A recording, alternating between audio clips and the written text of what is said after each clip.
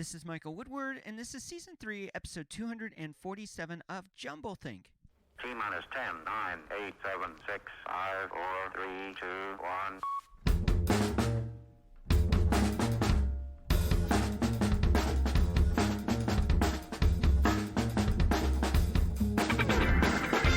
Welcome to jumbleThink, where we interview amazing entrepreneurs about their journey of turning dreams and ideas into reality. Along the way, we're going to share some tips on how you can turn your own dreams and ideas into reality too. Our guest on today's show is Walter Stein, founder of PaleoAdventures. More about Walter in a moment. Whether you're a new listener or a longtime fan, now's the time to head on over to your favorite place to listen to podcasts and subscribe to the show. For Apple Podcast listeners, head on over to jumbleThink.com/iTunes. That's jumbleThink.com/iTunes. And for Spotify fans, jumbleThink.com/Spotify. That'll take you right to the app, right to where you can subscribe. Now let's jump into today's episode with Walter Stein.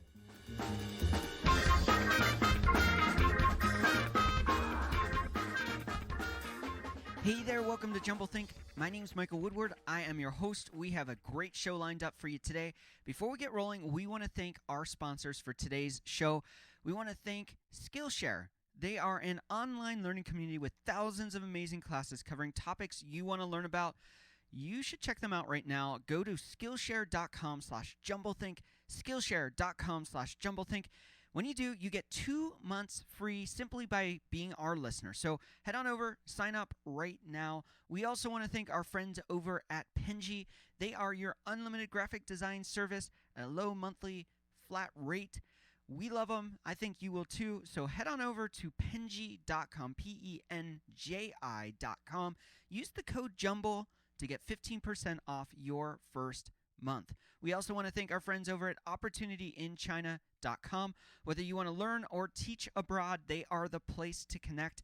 They can help connect you with learning and teaching opportunities in Asia and beyond. I am super excited about today's show.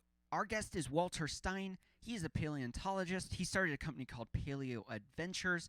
I had the opportunity last week to go out and go on one of their digs in South Dakota and dig up real fossils from dinosaurs, from prehistoric fish and turtles, and so much more. It was an incredible experience, a dream come true in many ways, a lot of fun for sure.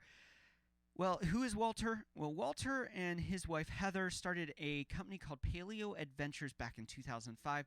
PaleoAdventures provides a wide range of services to the educational, museum, and tourist-related industries, including dinosaur digs and dinosaur site tours, commercial internet fossil sales, lectures and educational programs for schools, clubs, and museums, museum consultation, contract fossil preparation, paleontological resource assessments, and much, much more.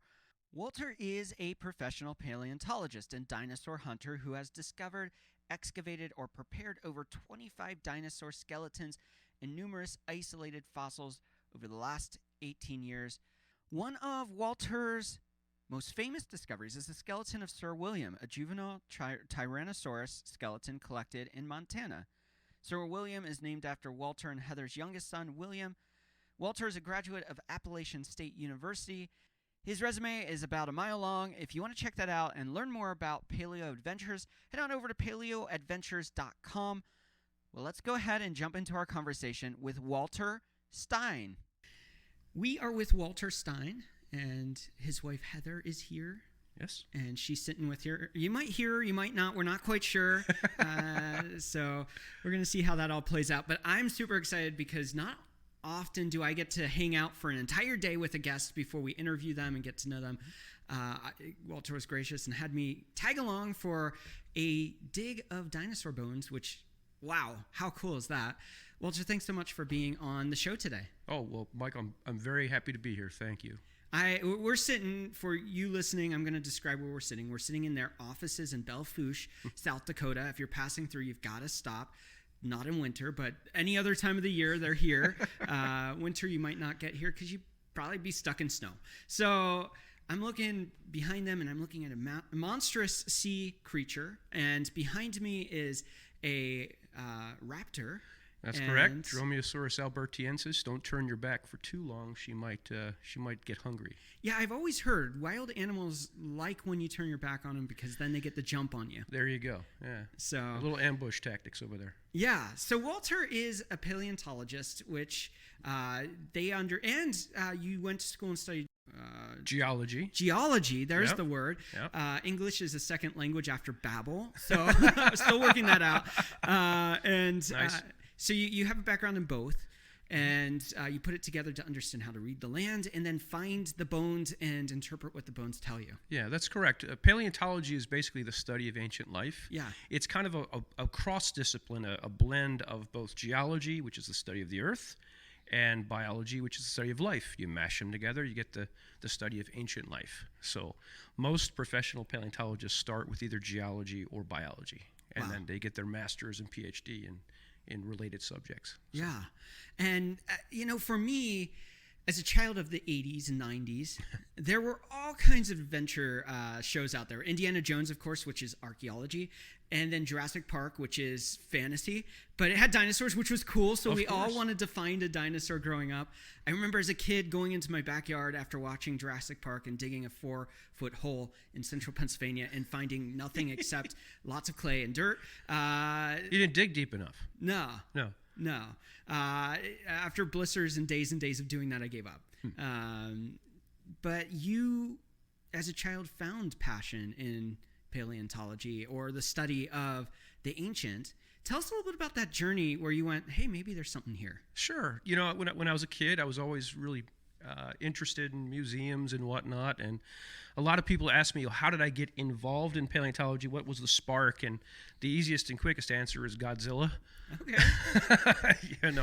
I was about 6 years old watching the Saturday morning cartoons, and then you'd watch the sci-fi mystery science theater or whatever in the afternoon, and you'd see King Kong and Godzilla and Rodan and all those really cool kaiju movies and monster movies. And so then I would then take that to my bedroom, and I'd build these massive Lincoln log and Lego cities and destroy them with my horde of mighty dinosaurs. And my grandmother always joked, and my mom always joked, that I was either going to become a paleontologist, a really bad architect, or a movie producer or something along those lines. Well, and as we know with Frank Lloyd Wright, you don't have to build buildings that actually function. You just have to build buildings that are architecturally interesting. So there you go. I mean, you could have been world famous for that, but you chose the paleontology line, which I'm glad of because we wouldn't be sitting here today if you didn't. Yes. So you sit in that bedroom, you dream of Godzilla and the dinosaur clan breaking down those buildings and taking over the world. Yep. How does someone go from that to actually doing it? Because it's one thing to have a dream as a child, and it's another thing to, as an adult, actually live it. Because most of us today, we aren't living it. Well, it's tough, especially with paleontology, because there's really not a whole lot of jobs out there. It's a very competitive business or field discipline. And there's so many kids out there who are really interested in it. Just like me, I can see a mirror reflection of myself in their eyes. Yeah. They're real passionate about it. But unfortunately, so many times they get talked out of it. They get talked out of it. They're told there's just not enough jobs. There's no money in it. You're going to be poor, And it doesn't matter whether it's a parent or a teacher. They always just talk them out of pursuing their passion. We were at a conference, not a conference, but we were doing a show in LA once, and this one lady walked up to me, and she was talking about this book that she was doing, and it was a book, and she had to preface this all carefully, right? And she had a big lead up to it, and she said, it's a book about telling kids that they don't have to be a paleontologist and that they probably won't be. Wow. And I said, I can't endorse that. I'm sorry. No, I mean, you got to chase your passions. You got to do what you're happy about doing. And so for me, it was a lot of work. It was a whole lot of stubborn determination. And I think one of the only reasons that I was able to carve out my little niche in this community is that I'm just a pig-headed, stubborn SOB sometimes. I know what I want, and I'm going to get it. Yeah. So, and I think that's one of the things I find with the people we talk to is that they are stubborn. Yeah. A lot of them don't see the dream day one when they start, or even day 5. And that story that we hear about the overnight success is just not the truth. Right. So you've been doing this for a while. You've worked for other organizations doing this. And you somewhere along the line say, you know what? I have an idea to turn this into a business. So tell us about that, where you say, hey, not only can I do what I love to do, but I can help others encounter that too. Sure. Yeah, I spent lots of time making other people rich and famous. And 2005, we got tired of doing that. We decided it was time to start our own company. But we didn't really know how we were going to do it. We weren't born with silver spoons in our mouths. We didn't have a whole lot of money. We had, I think, in the savings account, maybe a couple $1,000 at best. Wow. And so we were just trying to figure out how we were going to start this kind of company, this tour company. Very complex. Yeah. You're dealing with private ranchers, you're dealing with tour guests, and trying to get everything up off the ground. And I think we were driving across Kansas, I think it was. And we're trying to just brainstorming, coming up with some ideas. How do we have something to support us while we get the tour business up and running? Because we knew it was going to take some time. And I think Heather said, well, it's going to be a tour business. Why don't we do some hospitality stuff? Wow. And so she said, let's do a bed and breakfast type thing. We got to thinking, okay, well, we're going to have guests come out. And she had some experience in the hospitality field, working in the Broadmoor and customer service and stuff like that. And so we came up with this idea to do a bed and breakfast type thing to get us off the ground. Yeah. To give us some form of a stable base from which to slowly build off of. And so we looked all over the country, to different states where there were dinosaurs and potential. And we came up with Belfouche, which we were familiar with. Yeah. And dinky little motel in town. Old 60-year-old motel was kind of falling down, but it was in our price range. Yeah. And we tried our best to try and convert that into a dinosaur-themed bed and breakfast. Yeah. Yeah, well, without the breakfast, I guess. But, so we had a T-Rex room, we had an Oviraptor room, and we had all that stuff. And it worked. We had a stable income from the motel. We had a place to live. We were able to meet a lot of the locals and get to know some of the ranchers. We began acquiring one ranch after the next, and pretty soon at one point we had 9 ranches under contract and 90,000 acres of land to hunt. Wow. That was probably about the peak when I thought I could run over 90,000 acres in a summer. It's a lot of land to do. It was a lot of land, yeah. But we got to meet a lot of the cool folks around here, and slowly built the tour-based business off of that. That's super cool. We're going to get into that in a moment. They run a company called PaleoAdventures. I always like to try this, to put this towards the beginning so people listening can actually check it out while we're going. So how can they find you? Well, we've got a couple different websites. We've got paleoadventures.com. Okay. That's where our main company website is, where we post our tour dates that we're doing every year. It's a limited group bunch of tours. We're only doing June, July, and August. Yeah.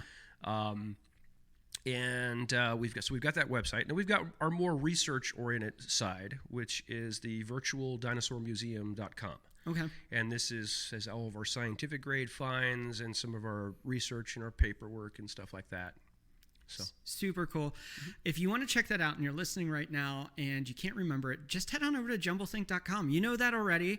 Check it out in the episode notes. You can find both of those links there. Look at what you can experience and what you can see just by going to those sites. A lot of cool stuff. We're going to be right back, and we're going to go deeper into this conversation all about paleontology and about the business of turning dreams into reality.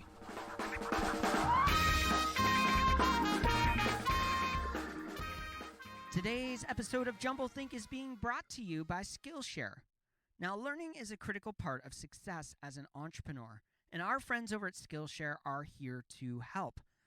Skillshare is an online learning community with thousands of amazing classes covering dozens of creative and entrepreneurial skills. You can take classes in everything from photography and creative writing to design and productivity and so much more.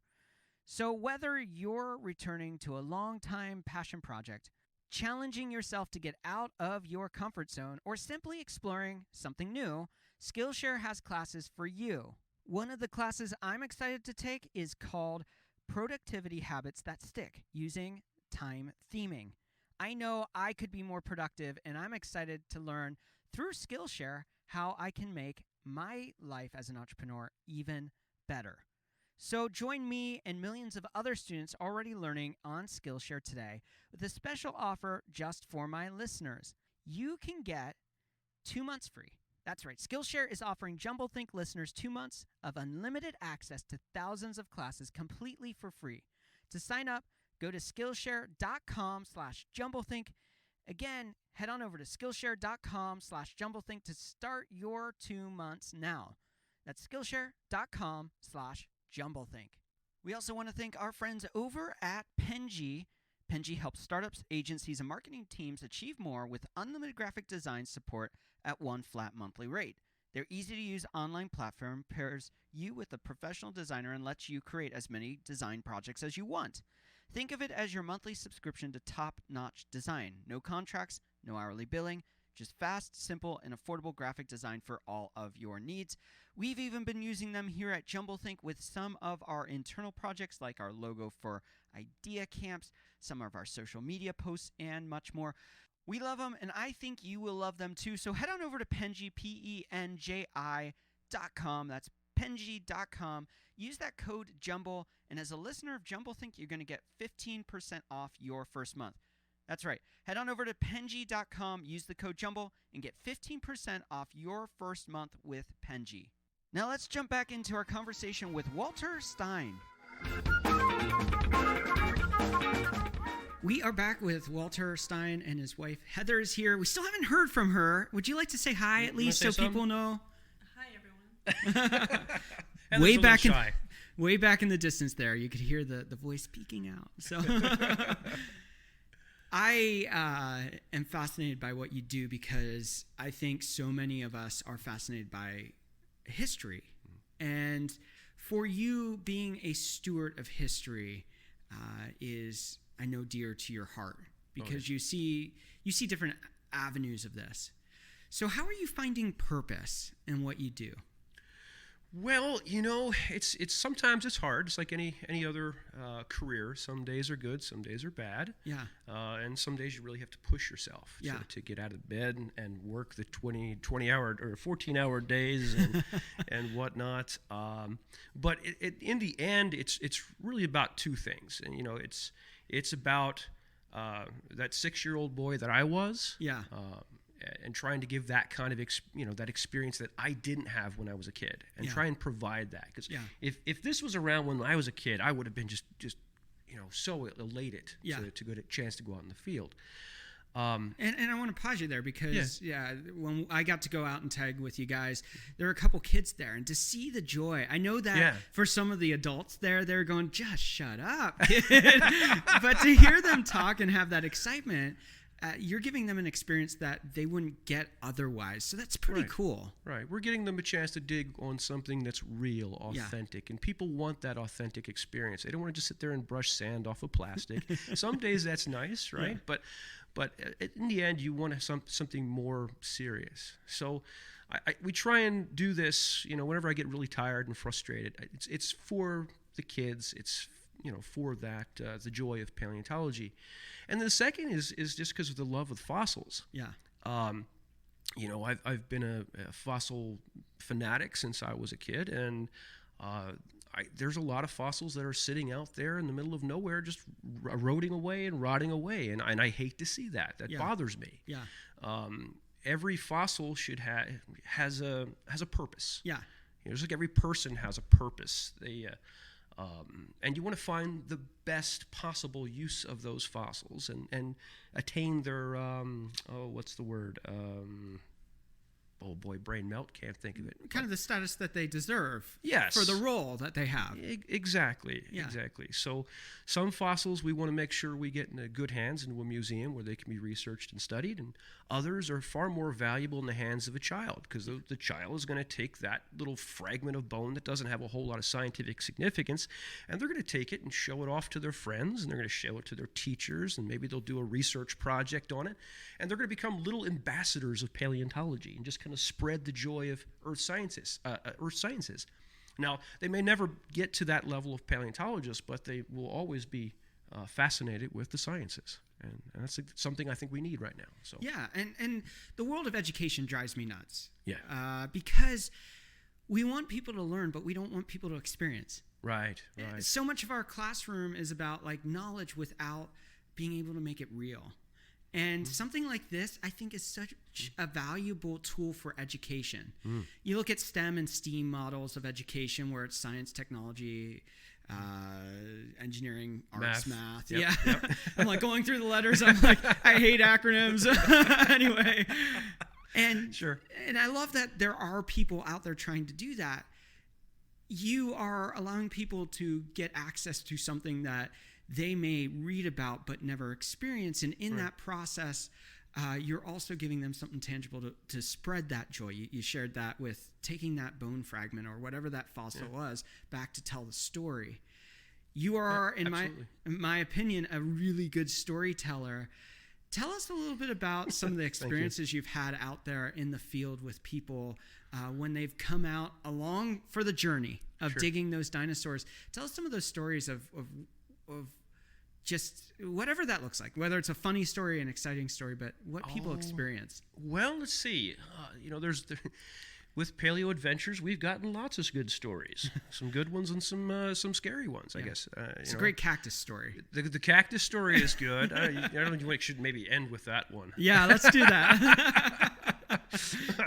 Well, there was this one time we had, there was this one section of the quarry that no one seemed to want to work in. We take them right to a quarry. We show them the tools, the techniques. Well, and I want to pause you there. When people think quarry, I know when I heard you talk about it when I was doing research for the episode prior to actually coming out with you, I'd see this word quarry, and I think strip mine. I think mines going down into earth, and so I think of quarrying from that stone standpoint. That's not what it's like. It is like what you see on some of the movies and stuff like that, where you're in beautiful nature settings, and you're just chipping away at little sections of dirt to find that little nugget of treasure. Yeah, quarry is just anywhere where you're removing rock and so on and so forth. Yeah. Excavation site, dig site. Yeah. Each one of the locations where we find fossils, we designated a certain name and a certain like handle or something. Yeah, like Tooth Draws, which TD, is the one that we're at. And if you want to see a picture of that, again, head on over to jumbleThink.com. We'll have some pictures right there of Walter actually pulling out, I think it was an arm bone of some sort. Oh, I can't remember. It's been a couple days, and we found lots of other stuff in between.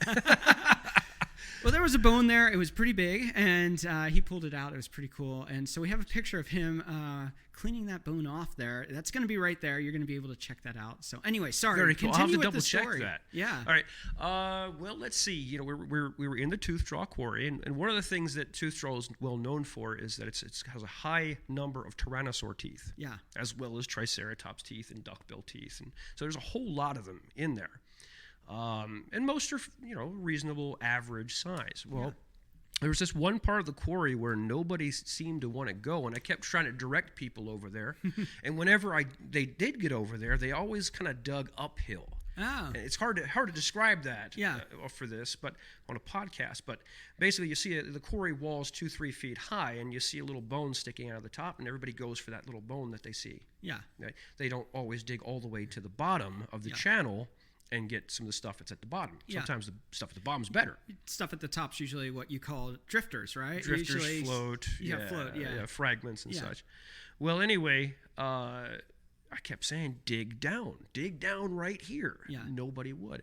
And even one of my good friends from Florida, I got some friends down. We snowbird back and forth to Florida because, of course, you can't dig dinosaur bones when there's 2 feet of snow on the ground. So we hang out down in Florida in the wintertime, and became good friends with some of the fossil club folks down there, the Southwest Florida Fossil Society. Yeah. And one of the vice president there came out with us on a dig. And I put him in that area. Yeah. And I said, dig down. Nobody's getting to the bottom of the channel. He's like, oh, yeah, okay, Walter, no problem. So for 3 days, he did not dig down. He kept digging into the side of the wall. Well, they went home. They went back to Florida. And then a couple days later, we had this 9-year-old boy. It's always the kids. It's always these kids. They got some good luck. And I put that 9-year-old boy in that quarry. This was back before we raised the age to 10 and up. Yeah. So you know. Yeah, because those 9-year-olds, they kept finding all kinds of cool stuff. Yeah. But no. But anyway, this 9-year-old boy is sitting in the quarry, and he actually did listen to what I told him, and he was using the right techniques, and he was using the right tools. And he started digging downwards, and within probably less than 30 minutes, he came up with a 5-inch TRex tooth. Wow. Absolutely beautiful, flawless, perfect from the tip, had part of the root to it. And of course, he was very excited. Everybody was excited. And so now every time we go to a Southwest Florida Fossil Club meeting, I have to tell my friend that he was sitting on a 5-inch T-Rex tooth for a whole week. Wow. Must have broken his heart. Yeah, he probably was a couple inches above that. Yeah. Wow. So moral of the story is listen to Walter when he says, dig down. Yes, exactly. Listen to Walter. That is the moral of most stories, isn't it? Oh, you know, we always like to talk about business as a part of what we do. And one of the things that every entrepreneur, every business owner struggles with is struggles. So what is the big struggle that you guys are facing right now that you're trying to overcome? Sure. You know, well, we're facing a lot of the same things that every small business faces. We're to the point, we've been so pretty successful over the years. We've been getting more and more guests every year. I think we're taking 400 or 500 people out a year now. And we've just been growing and growing and growing. And now we're to that point where every business has to make that final decision. Do we want to get bigger, or is this good enough? Are we content here at this level? We're comfortable, everything's fine. Or do we want to take it to the next level? Start hiring a whole bunch of help, get a bigger facility, and so on and so forth. And I go back and forth on that issue. So I guess sometimes the biggest problem we face is me. You know, not only is it difficult to make that leap of faith, for every entrepreneur, it's difficult to take that leap of faith, to take it to the next level. But it's also, for me, I'm a bit of a control freak. So I want to make sure the quality stays the same. I want to make sure everybody gets there safely and has a nice, happy, healthy time. You know, I don't want to send 2-3 trucks to a different ranch and something happens, you know, and because it is a dangerous environment we're out in. So, and I'm very particular about how we dig and what we do, and how we split things into science and commerce and for common. So, fossils. Yeah, let's talk about that a little bit. So, one of the things that you say often when we were prepping to go out, when you were out in the field, like there are 3 kinds of fossils we're going to find today. Mm-hmm. We're going to find common, we're going to find commercial, and we're going to find museum or academic fossils. So tell us a little bit about, well, let me back up. For those of you listening who are going, paleontology, go find bones. That's true, but there's another layer of that, and that's the politics of dinosaur hunting, because you have academic versus commercial, and commercial being the finding and selling of fossils and everything like that. So in your desire to find an ethical balance of that, you've created these 3 different subsets. Right. Talk to us about that and what that looks like. Well, you know, for the last 3, 4, 5 decades, there's been this unfortunate controversy between the academic side of paleontology and the more independent or commercial side.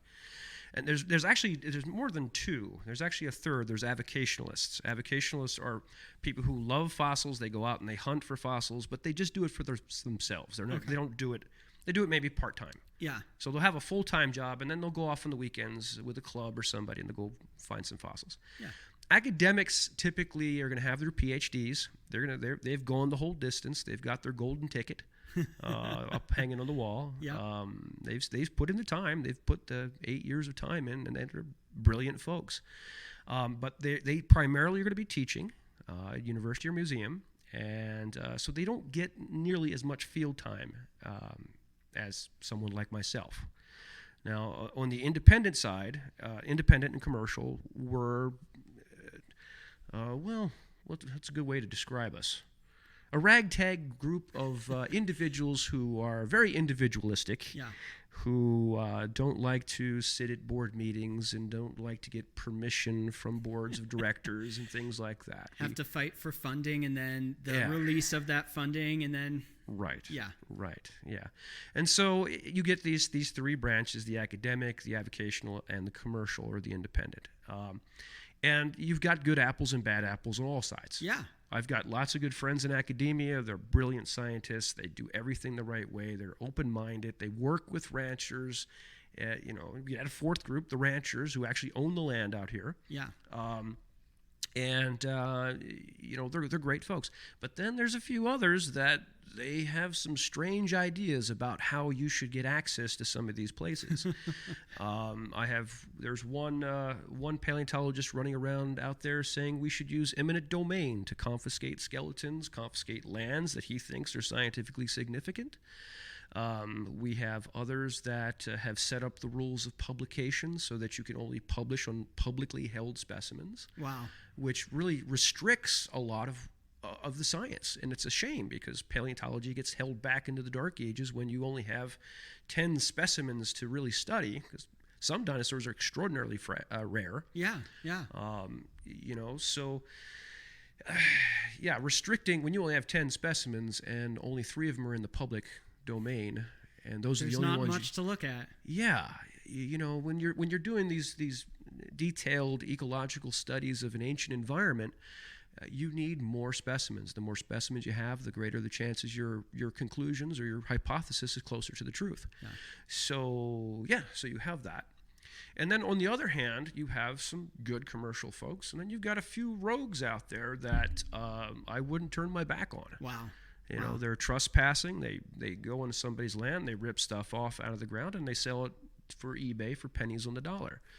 So I think both extremes have gone off the reservation, so to speak. Yeah. And so we try and find a very comfortable, careful balance, a practical balance. In my opinion, it's more of a common sense approach to this, where we find the best use for every fossil. Yeah. Because, like we were talking about earlier, the common fossils, the commercial grade, or the scientific grade. Yeah. We split them into those 3 categories. And common stuff is a simple definition. We find it just about everywhere throughout the Hell Creek. Doesn't matter whether Hell Creek Formation. Yeah. Which is South Dakota, Montana, North Dakota. Right. It's a huge rock formation. It's usually about 100 meters thick. Yeah. So over 300 feet thick. It stretches across the states of South Dakota, North Dakota, Montana. Up, it goes north across the Canadian border. We call it the Frenchman Formation up there, but it's essentially the same thing. Yeah. Goes down through Denver and Wyoming. Down there we call it the Lance Formation. And it goes into Denver, the Denver Formation. So they're all different parts of this ancient floodplain. Yeah. Yeah. So anyway, and this rock unit is very, very extensive. I'm currently working on a research project trying to figure out, given our rate of collection and what people have found over the last 120 odd years of digging in it, how much more could still be buried out there. Wow. And part of that was able to calculate there are over 225,000 cubic kilometers of Hell Creek Formation that is still below the surface, some of which is, of course, within reach. Yeah. Yeah. I may have gotten to a square foot Yeah. of dirt. Maybe. And that's probably generous, to be honest. Yeah, maybe a square foot or 2 you got through in a day's worth of digging, yeah. And I must have found for larger fragments. I mean, 3-4 inches down to an inch, and then found some teeth and all that kind of stuff. So for me, seeing what I was able to do in one day and know how much came out of that dirt goes, okay, if that's how many cubic feet there, just crazy amounts, there's so much to be discovered. I mean, it's going to take generations upon generations to be able to consume and categorize all of that. Absolutely. I mean, we're really literally just scratching at the surface. Wow. We've been at the Tooth Draw Quarry now for over 10 years. Yeah. And you see how far we've dug back. I mean, on that quarry map, we've got a quarry map hanging on the wall. We've gone back maybe 8 meters. Wow. That's it. Yeah. And this same river channel we've mapped out over 100 yards at least. It goes under where we park the truck, shows up in the bathroom area. We find a few fossils down there every once in a while. And then over to the other place where we were digging at Tooth Draw West. So it's a very extensive unit. And, you know, if we keep digging, we're going to continue to find more stuff. And every one of those little bones we get is a piece to the puzzle of ancient life. Yeah. So. And it's a new science in the scheme of things. It's, what? It is, yeah. Mass, at max, 200 years old? Yeah, at max. Dinosaurs were first, the name Dinosauria was named by this British naturalist. He was Sir Richard Owen. I believe it was about 1853, I think, was when he coined the name. So it's new. Hasn't been around that long. But, you know, we were talking in the car, I think it was the car, or at some point, and you were talking about how a lot of our mythology, the Cyclops is a great example that you shared that story. A lot of our mythology actually probably comes from either encounters with animals that weren't as extinct when the first men encountered them, or they encountered these bones and went, don't know what that is. Yeah, it must be this, and we just, it becomes a myth and a mythology, and incorporate into our philosophies of how we view the world and what's out there. Absolutely. I mean, ancient peoples have been finding fossils for tens of thousands of years here, for 20,000, 30,000 years. Native Americans would use fossils as trade items sometimes down in Florida. They certainly did that. You have dragon mythology all across from South America all the way to Europe to China. Yeah. And likely things like dragons and whatnot were originally people finding the bones of these animals, dinosaurs or marine reptiles or flying reptiles or something like that, and then trying to figure out what it was. Yeah. And eventually it melded in with their creation mythos or their culture or whatever. Super cool. I want to circle back. We've talked about how you find purpose. We talked about the struggle of business. I want to talk about the big dream. The big dream. The big dream. What's the big dream for PaleoAdventures, for you and your family, for building this business? Sure. Well, you know, the ultimate goal has always been to have our own private museum. Yeah. You know, we have a lot of fossils that we find, and a good number of them we donate to other places. We have stuff we've donated to the Smithsonian, to University of Kansas, to University of North Carolina, things like that. And that's coming from those scientific the pieces scientific side, that yes. you want to get into the story of the broader picture of dinosaurs or whatever that specific discovery was, and how that feeds that discovery feeds revelation of the history, if you will. That's right. It's like in that movie where Indiana Jones goes, well, that belongs in a museum. Well, you know, some things do belong in a museum. Yeah. You know, and those are the ones we try and get into a good home. Eventually, though, our big dream is to have a really, really good size private museum of our own, where we can continue our educational mission and show off all the cool things that we're finding. And the really, really, really specifically important ones we'll try and get into more of a public forum. But ultimately, that's the goal, to have our own place, a big place. You know, we've got the field station here, but this is about a tenth of the size of what we really want. Dream big, right? Can you make one promise for me? Sure. When you do that, like, I like Black Hills Institute. They have a great museum up there. Yeah. Make it a little bit bigger so things can be spread out a little bit more, so you can see them and take in the grandeur of what you're looking at. Absolutely. And, you know, the guys up at Hill City there at the Black Hills Institute, they're good friends of mine. They do a phenomenal job, and that's really their vision too. They want the bigger museum. But it costs a lot of money. But it does. It does. It's digging dinosaur bones is not cheap. Yeah. Get one of those bottles of glue. It costs about $60 a bottle. Wow. So there's fuel expenses and field assistant expenses. It's not cheap digging up dinosaur bones. Yeah. Yeah. So crazy cool. Well, we're going to talk more about that and the future goal of where you want to take PaleoAdventures in a few minutes. I want to get back to some stories, though, because people love stories. I love stories. He's going to make me tell more stories. You love stories. I know you do. You almost lost your voice on the way up there telling stories. I did almost, yeah. I think everyone was kind of shocked. You had some great stories. And here's the thing about your stories. They aren't just stories that entertain, but they're stories that teach. And we're out there and you're like, let me tell you about this. Sure. And then it goes and as you go into the story, it reveals science. It reveals the foundation of what we're actually looking at. And it's much more than just a story, because there are great storytellers that tell you nothing.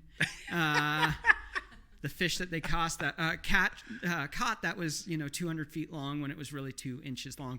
That's a good fish story. I heard that one. Yeah, I think I have too. So tell us some more of your favorite stories. All right. Well, I know you mentioned the cactus story earlier. Yeah, that's a good one. That's a good one. Let's save that a little bit later, though. Save it for later? Yeah, we got a little bit. We got another. Put me on a spot. You got another 15, 20 minutes here. So. Yeah. Let's see which one. The raptor claw. Raptor claw. Oh. Yeah. The shy one in the corner is pantomiming to us. A few years ago, this is a lot more than a few years ago. This was 2008, so we were really just getting started on the ranch, and we had a large group of kids that came out. It was a school group. We get school groups and Boy Scouts and clubs and all kinds of people come out, and this particular group had a young boy. And he was, let's see. He was digging on the one far end of the outcrop.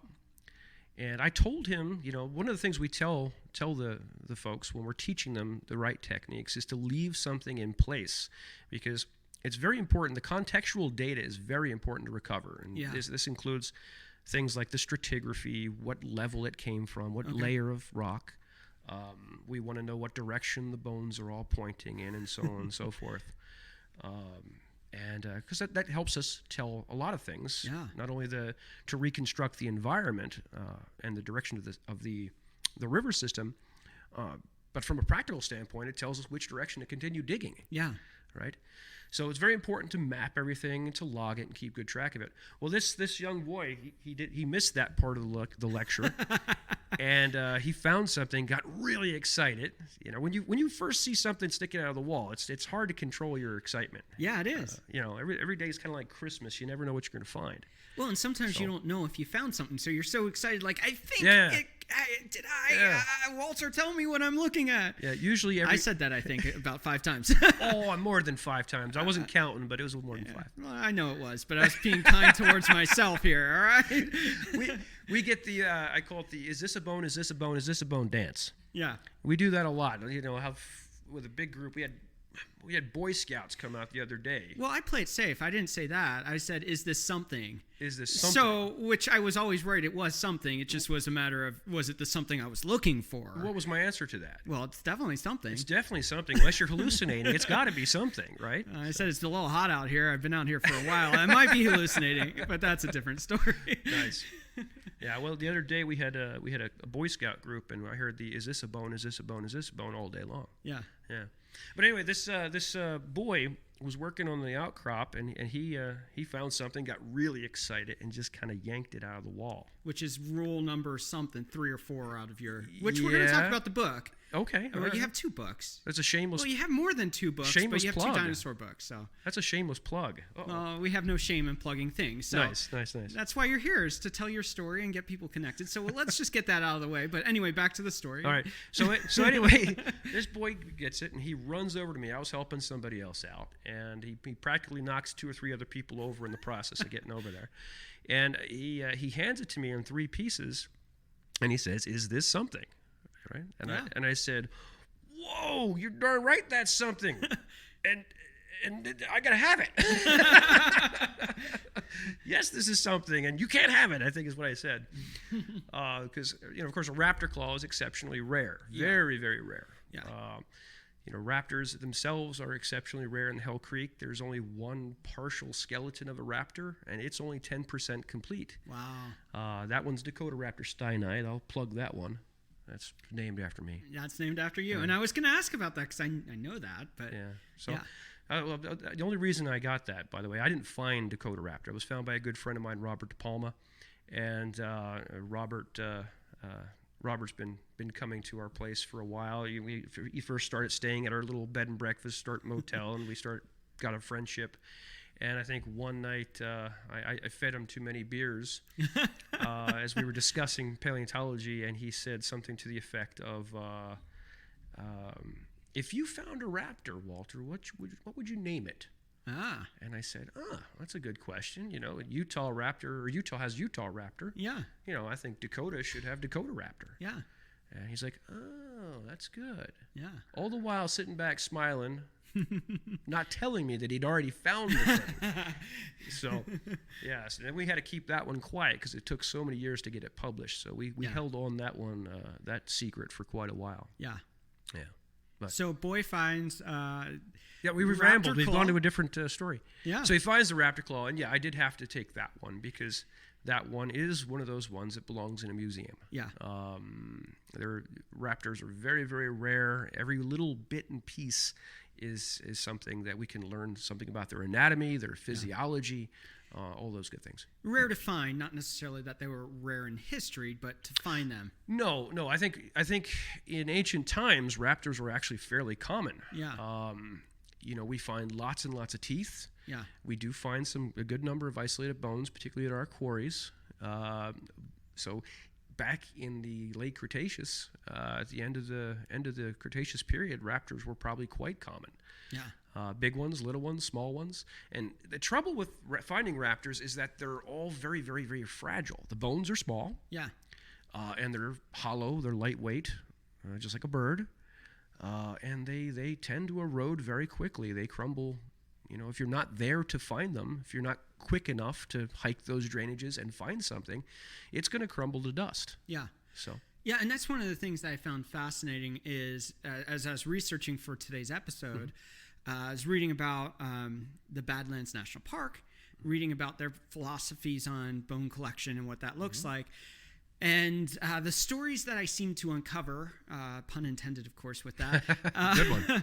as I read about the history of the Badlands and their fossils, which are mammal fossils, saber-tooth, things like that, was that they'll be found and they won't get recovered quickly enough, but because it's public land and because of the rules, if you remove it, even if it's with good intention to turn it in, you get penalized for that. Yeah, and that is a problem. There's I believe over 265 million acres of public land in the West. Yeah. And they keep wanting more. And and they keep expanding that. And so for some areas, that's probably okay. Yeah. The big controversy right now is Grand Staircase, and I think we probably should keep that intact. Yeah. But with all that millions of acres that you have at your disposal, there's only about 2,000 or so professional vertebrate paleontologists out there. Yeah. And a lot of land to cover. And that's a lot of land to cover. There's only a handful of folks who even have, of that 2,000, there's only a small group that study dinosaurs, and there's only a small group that have the PhDs and the experience. Of that, there's a subset that work for a public institution that has jumped through all the hoops, that has become the certified federal repository. They have the right environmental controls the government requires, and the right what do you call it? Permits and licensing. Yeah, all that stuff. Yeah. So when you boil it down, there's just not enough paleontologists for the number of fossils that are currently eroding out. Yeah, and that's one of those things that once it erodes out, once it turns into dust, as you say, it's gone. You cannot recover dust and make a whatever out of it. You can make a nice bowl of dust. Yes. That's not that valuable. It's a waste of potential as far as I'm concerned. And I know that there are places like, I think in Arkansas, where there's a state or national park where you can go in and find diamonds there. Right. I think there are some for rubies. That'd be a great program for the Federal Forestry Service or whatever service that manages that specific park to come up with an educational program, bring people in like you who can help cultivate that program, bring that together, and then teach people how to do this right and save that history to all of time. Right. It doesn't take a PhD to excavate a skeleton. No. It really doesn't. It certainly doesn't take a PhD to find one. I mean, ranchers find them all the time. Road construction crews find them all the time. If you go down to Interstate 90, just south of here, there's an entire bone bed of brontosaurs from the Morrison Formation. Wow. Big, massive animals, sauropods. If you're not familiar with brontosaurs, big, long necks, big bodies, elephant-like feet. These things were huge. And if you go driving down Interstate 90 at a certain point over towards Sundance, you're going to go through what used to be a bone bed, except when they were building Interstate 90, they plowed right through it. Wow. They just mowed right through it. The person who was doing the surveying basically said, no, just you didn't see that. See, there's no positive incentive for them to bring it forward. Yeah. Because for them, for a road construction crew, they'd have to deviate their course. They'd have to maybe lay some people off or work on a different stretch or whatever. Yeah. There's no positive reinforcement. And same applies to like a rancher or something. You have to have that positive reinforcement. Yeah. People don't just do the right thing all the time. Well, and I think sometimes they don't know what the right thing is. And exactly, that's they're just another good doing point. Their job, or right. I was watching a piece of a documentary, and they were talking about this woman. I don't remember who she was, but she is known for being good at finding things, and she wasn't particularly fascinated with paleontology, but paleontologists are like, you're out about a lot. You are good at finding things. You always go, hey, what's this? And we find a great big discovery. We need to encourage that and have more people that have the freedom to discover and maybe the resources to go in and do it. I agree. And, Florida has a nice program. They have a permit program. It's run through the University of Florida. It doesn't cost much. It's $5 to apply for a permit. That's cheaper than a fishing license in most places. Yeah, it basically just handles the clerical, covers the clerical expenses and whatnot. And you get your permit. You can go out in the rivers, the public waterways, and if you happen to find a fossil, you are supposed to report anything that is unusual. Mm-hmm. Little shark teeth, they don't care about shark teeth. Yeah, got millions of them down there. You find a saber-toothed cat skull, then somebody's going to want that at the university, and the university gets first dibs. Yeah. If they want it, then you're supposed to turn it over. Now, if they don't want it, you can keep it. Yeah. Right, and I think that's a great permit. The way coming up with some sort of a logical permit program for some of these public lands and whatnot, I think is a practical way of getting fossils into the museum and out of harm's way. Yeah, which is such a valuable thing. Right. One of my favorite phrases that you would say out there often during the dig is "my young paleontologist," and it was to the younger guys. I'm not that young anymore. I'm pushing 40 in a couple years and. So you're never saying it to me, but I didn't say that once. No, not to me. Well, you said it to some other guys who knew way more about dinosaurs than I did. That's for sure. You are building something really cool that gives the general public an experience where they can go out and do this for a day, a week, whatever that looks like for them, which I think is pretty cool. But beyond that, you're educating a future group of people that might not have a way, because of their age or because of how the systems work with academia, that might not get out there and have the experience to say, hey, this is a passion I want to feed. So you're talking to young Walter now, or you're talking to one of those guys that was out with us. Sure. And they're saying, how can I start learning this? Of course, they can come to PaleoAdventures, and I would recommend that. It's an experience I'm looking forward to coming back and doing again.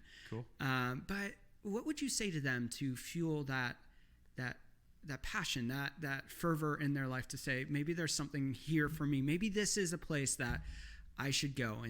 And they want to go against the grain of people saying there's not enough money here, there's not enough jobs, there's not enough whatever. What would you tell them? Well, the first thing I would say is never give up. Okay. That's really what it is. You've never failed until you've quit trying. Yeah. So you have to keep that passion flowing, and you have to feed that passion. Parents can help with taking kids to museums, taking them to digs like this. But just to never give up. Yeah. I mean, so many people. I've met lots of people doing this over the years. We have clients that come in from all over the place, from from Japan, from Europe, from South America. We had a couple of folks from Hawaii that showed up this year. And I was thinking some of the stories you told about some of the exciting things with different people from around the world. Oh, yes. No bad stories, just so everyone knows. Just I'm thinking about the camera crew from Japan, but that's a different story for another day. That's a different story for another day. So anyway, you have to have like props to do that story correctly. Yeah. You have to be in the car. Yeah. But then you got to come and ask Walter to tell that story. It's worth hearing, and you should be here anyway. But yeah, you can't give up, and so many people get talked out of it. Yeah. And they wind up working in an office cubicle, and for some people that's fine. That may be what they want to do. That may be what their life's passion is. But for others who really want to contribute to history, to science, and that is your mission in life, then you can't give up. You have to keep plugging along, despite what everybody throws at you. Yeah. And they're going to throw a lot at you. Yeah. In this, you're going to make some people mad along the way because you're showing them that there is another way. Yeah. And I love that about what you're doing. We talked about this in the field a little bit, and I asked you, do you regret not going the further distance with education and going the academic route? Yeah. Why don't you answer that? Because I don't need to put words in your mouth, so why don't you share what your response to that was? Well, some days I do. Some days I wake up and I wish, I had continued on with a master's or PhD. I have a BS degree in geology, and that enables me to BS a lot. And I've just been stubborn enough and creative enough to carve out our little niche here. It was about 2,000, as we talked about. There's about 2,000 or so professional vertebrate paleontologists, and I like to say that I'm ranked 1,998 just because 2 people died recently. Not true, friends. Just to give you an idea where I'm at in the hierarchy of things. But you just gotta. What would I say? But you get to be out in the field when a lot of those guys are stuck in classrooms, and you get to teach in the field. Right. I love to teach, and I love to bring out the younger kids and even some of the older kids who wanted to do it and then couldn't for whatever reason. Yeah. And give them that experience. But yeah, there is with academia. I don't know if I'm fit for academia. Yeah. I just don't have the patience for that aspect of it. I don't like some of the politics, some of the double dealing behind things. We try and be straight shooters, and we lay everything on the table, good and bad, sometimes. So yeah, at the end of the day, even though I doubt myself sometimes, and I wish I had gotten a master's or PhD, at the end of the day, I'm happy with what we've done. I'm very content. Yeah. I think our little historical contribution will be appreciated. Maybe not in my lifetime. I might be dead and a fossil myself by the time they appreciate it, but hopefully they will one day. So you've written 2 books. So you want to dig dinosaurs, and your more recent book, The Top 256 Rules of Paleontology, which isn't true. You've not written 2 books, but you've also written a book of poetry and worked and written a novel too. Which, oh boy. Yeah, that's a different story, I'm sure, for another day. That's an entirely different interview. I've not read that book, so I don't know, but maybe we'll have to do that. That was my attempt at Stephen King. Kind of a fictional conspiracy thing. Yes. Yes. So you've written these 2 books about dinosaurs. What would people get out of when they read them? Well, I guess the first one, so you want to dig dinosaurs, was half journal. I wrote it when I was really just getting started. Yeah. I was basically working for Mike Trebold. He was kind of my mentor in this, and so I was able to learn a lot from him. And that summer we were collecting. It just happened to be a really, really awesome summer. One of our other friends found a giant North American oviraptor. Oh, wow. This thing, yeah, we called it the chicken from hell. It was just an amazing skeleton, beautiful find. The bone was awesome, massive claws on the thing, a big crest on its head. And so I began writing this as a journal. Wow. To try and keep, because history, of course, is another part of what I like to do, is to record the history. Yeah. So I was writing this journal down, and after a while I got to thinking, well, somebody might want to read this one day. Might as well make a few bucks off of it, right? Good motivator. That's the shameless entrepreneur side, right, Yeah. coming out. So we basically combined the journal with some of the practical aspects of paleontology, and talked a little bit about the politics and so on and so forth. And then the second book I wrote, the Top 256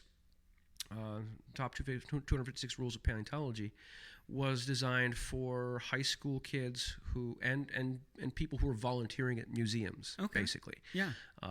People who volunteered on digs, people who went out and volunteered their time in prep lab. And so it was basically giving tips and advice, things that I've learned over the years. We went over some of them in the field. Yeah. You know, the more you brush, the more you're going to find. Yeah. Too many people sit there with a brush and they just mash at the wall, and it's like, no, what are you doing? Don't do that. No. Yeah. Put a little air into it. And it's really common sense, silly things that I didn't think I had to say, but over many years of training people and talking to young people and trying to get them to use the right techniques, you know, it's I had to write it down. Yeah. The game rule. Yeah. So. Yeah. I was telling you the story earlier. I went to Hill City to Black Hills Institute and took my daughter because she's too young to go out on a dig yet. She's 6. And they have a little cast box, which is a cast of bones, and they put some dirt and sand and other things in there. And I'm like, okay, I'm going to teach you what I know, which is very little. It's dig, brush. There's no glue here, so don't worry about that. So there you go. So dig, brush. She changed the mantra a little bit. It's dig, sweep. But Whatever it worked works for her, and she sat there for an hour on this, and it was just really fun to see her fascination. And so she'll be out on a dig, I'm sure, in the next couple years when she's old enough, doing dig, sweep. Nice. And maybe some glue. Well, you got to be careful, Michael, because sometimes that disease doesn't wear off. And they get in their teenage years, and I might want to be a paleontologist. Yeah, well, she wants to be a teacher, so I know she loves doing that. There you go. So you never know. That's good. Before we wrap up this segment, remind people again how they can find you. You can go to our main website at PaleoAdventures.com. That's where we have all of our tour stuff. If you want to sign up for a tour, this year we're pretty much full. We typically start taking reservations in December. And then usually by April, we're pretty much full. Wow. Aside from a handful of spots here and there, late cancellations and things. So go to the website, paleoadventures.com, and then there's also our virtual dinosaur museum.com, which is more of the research side. And hopefully soon, there will be an actual website for a real museum. That would be nice. Or just part of paleoadventures.com to have that. And so if you're listening and you want to be a benefactor for that. Yeah, well, we'll consider benefactors. Okay. That's right. All right. We'll be right back with angel funds. We'll be right back with Walter Stein to talk about rapid fire questions. Oh boy.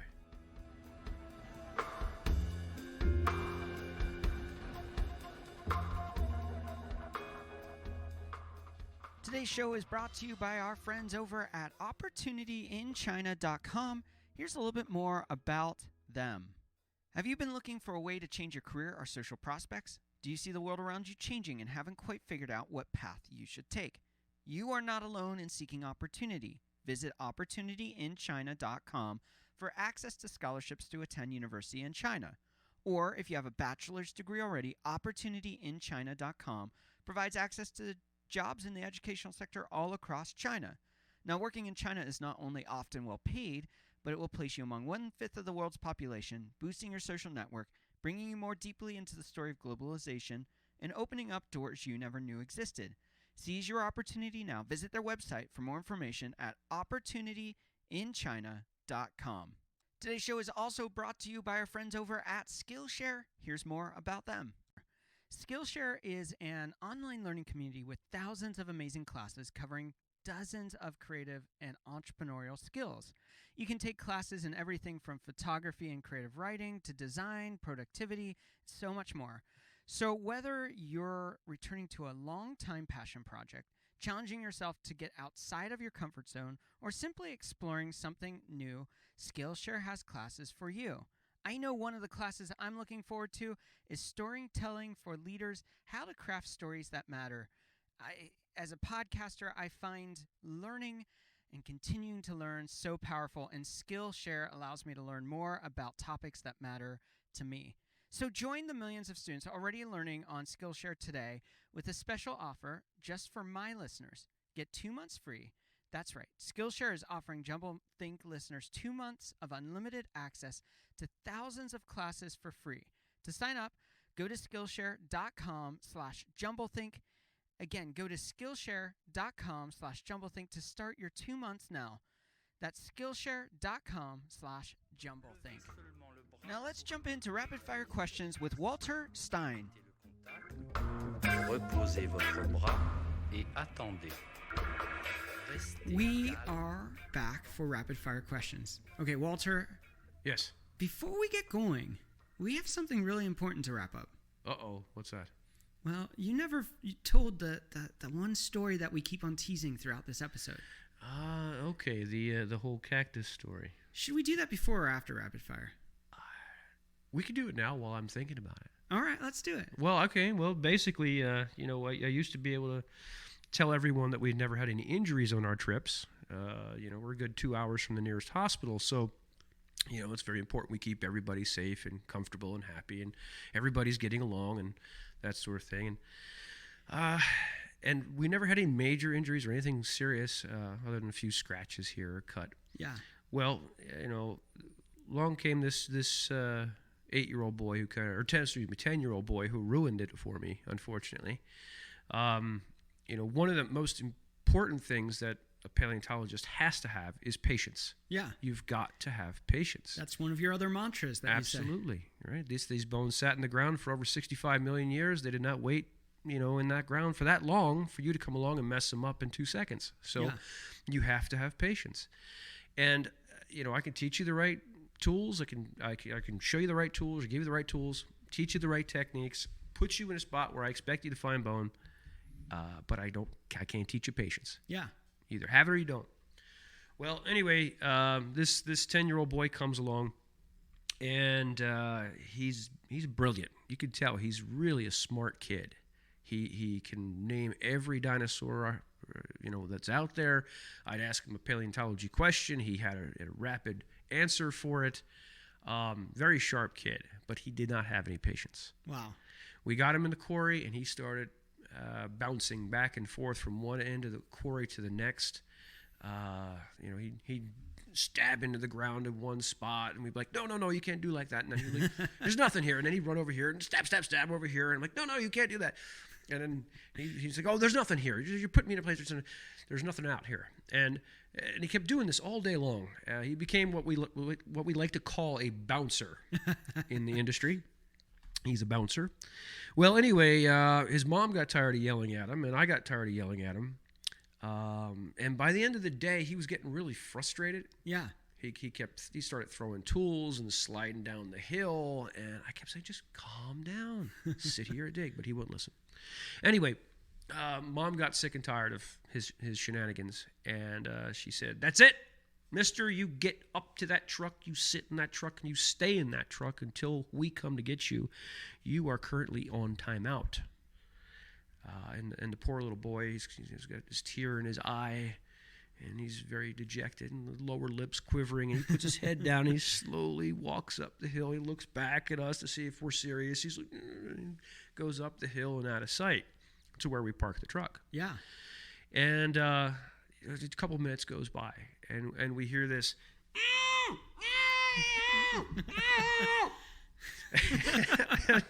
We go running up to see what this poor boy is screaming about, and hear that the boy did not have patience again. Yeah. Instead of sitting in the truck and chilling out and relaxing for a bit, he decided he was going to find dinosaurs where we parked the trucks.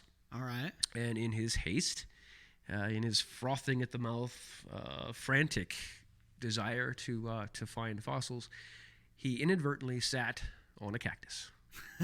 Yes, and you hate to laugh at that, but the moral of the story is very simple. If you are a pain in the you-know-what, nature often provides a pain in the you-know-what. So, did he go on to find anything? No. You actually have to move a little bit of rock. You have to be patient. I tell all the guests at some point, when you feel yourself getting tired, hot, frantic, whatever, stand up, take a deep breath, find that Zen of paleontology. Maybe that's the next book, the Zen of paleontology. Yeah. Something like that. But, breathe in and note that you're in one of the most beautiful environments you could possibly be in. It's just gorgeous out there sometimes. So, I grew up in southern New Jersey, and you right there, you open your window, and there's 20 other people looking back at you. Yeah. I always felt claustrophobic in Jersey. Yeah. So out here, there's nobody. just a bunch of evil cows every once in a while. Yeah, if you get to spend any time with Walter, you will learn that there's one thing that he hates more than probably anything in life, it seems like. But it is the fuel for most of your jokes. What, the evil cows? Yeah. They're not that bad. I don't hate them. You like them on a plate. You like them on a bun. I really like them on a plate. They're tasty there. Yeah. Yeah, now you're going to get a whole bunch of people mad at me. Ah. Well, you ready for some rapid fire questions? I've been told by my loving wife that I'm notoriously long-winded, so this might be longer than rapid fire, but we'll try. I'll try. Let's just say we've had some guests on there that I think the rapid fire were longer than the rest of the episode. So I don't think you're going to beat the record. All right. But if you do, I don't have a prize for you. I'm sorry. Oh, so there's no shootout? No. Okay, well, try. Yeah. I'll see try. what I can I'll try do. and keep it quick. All right. As a child, what did you want to be when you grew up? Paleontologist. What is one tip you'd give someone with a big idea or dream and they don't know where to start? Well, it's like you got to know your Lao Tzu. The journey of a million miles begins with a single step. You got to start. What is one big lie about entrepreneurship that you'd like to break? That entrepreneurs are money hungry, greedy. It's not true. Most entrepreneurs, we do it because we love it, because it's a passion, because we have a vision that we want to see for the world. We're not greedy trying to steal everybody's money. That's not how it works. What's one change you'd like to see in the world? Compassion. I'd like to see compassion, a little less hypocrisy. I'd like to see more understanding, listening. There's a lot of really, really intelligent people out there, but they lack a lot of wisdom. Yeah. You got two opposing sides. Listen to one another, because you might disagree with them on some points, but they might have a few good suggestions here and there. Yeah. Yeah. So good. We need to get over loudest voice syndrome. Yes. A nice communication. That would be great. What do you want your legacy to be? Eventually I want to be fossilized and put in a museum somewhere. Really? Yeah, I'll be part of the exhibits. You want to be a mummy? Yeah, sure. When I was down at the museum down in Black Hills in Hill City, I was like, I thought about that. I'm like, Walter would probably want his skull being the one. That would be fine. Yes, there's an example of Homo sapiens sapiens there. There you go. Where Just do you give find me my field hat. I got to put my field hat on the skull. It's a very cool field hat. And Thank you. I saw a video from like 2011. Uh-huh. It's much dirtier and dustier now. It's a little dirtier and dustier. We usually go through one of my field hats like every few years. Okay. We started trying to auction. We actually auctioned them off for charity last year. I had one that I auctioned off. Nice. Just for kicks. That's super cool. Where do you find inspiration? Well, part of my inspiration is right over here, sitting to my right, the quiet one in the corner. She's a bit of an inspiration. She always pushes me a little bit. Just to clarify, because we don't have video here, No, he's not pointing to a dinosaur. No. He's pointing to his wife. I'm pointing to my lovely wife in the corner, Heather. Yes. You're welcome. Yes. Yeah, sometimes I get a little stuck in my ways, and she kind of nudges me to go, you can do it. Go on, nudge. And I have to say, I think wives are better than us most of the time. Yes. Yeah, I know mine is. Yeah. She puts up with me. So, I mean, hey. Well, I can tell she's a very, very patient woman. I know mine is. How do you define success? Contentment. That's good. To be happy. Yeah. The goal is not necessarily to be a multi-millionaire or billionaire. The goal is to be happy, to provide for your family, to give enough to be happy, content. And I think that's success. What's one habit that you find helpful in your life as an entrepreneur? Determination. Determination is a habit you have to get into. Again, it's despite the odds, you got to keep going. Despite any obstacles that come in your way, you still have to get out of bed. You still have to get up, make the bed, keep going, whether you're tired or not. Be determined. What is one thing you wish you would have known when you first started out? Ooh. I wish it would have known grant writing. That would have been good. All the inner complexities of grant writing. That would have been a wonderful thing to know. Step number 1, hire an expert. It always works better. Okay, there you go. There you go. That's my trick after years of working with grant writers. So Nice. If you weren't doing what you're doing today, what do you think you'd be doing? Well, let's see. If I wasn't doing paleontology, I would probably be in an alternative rock band, screaming and stage diving, most likely. And that wasn't in your notes, was it? It was. Lead singer in a band right here. Oh, there you go. I think you had 1999. 1999, yeah. An album out. Yeah. That's right. Yep, that was fun. Yeah. Final rapid fire question. Shoot. What is one dream you're still wanting to fulfill in your own life?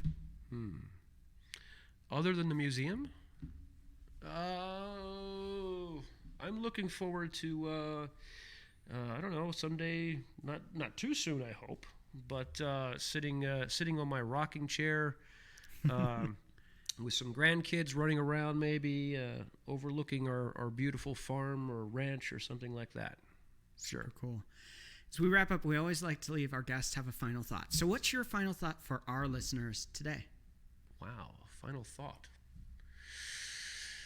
Well, dream big and don't let the bastards grind you down. Love it. Walter, thank you so much. Heather, thanks for all the words you spoke, of course. You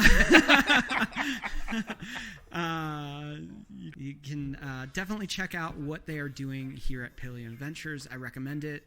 If you're in South Dakota to see Mount Rushmore, do something even cooler and go see dinosaurs that you dug up. And maybe take a piece of that history. Well, definitely take a piece of that history home with you and tell the story of discovery.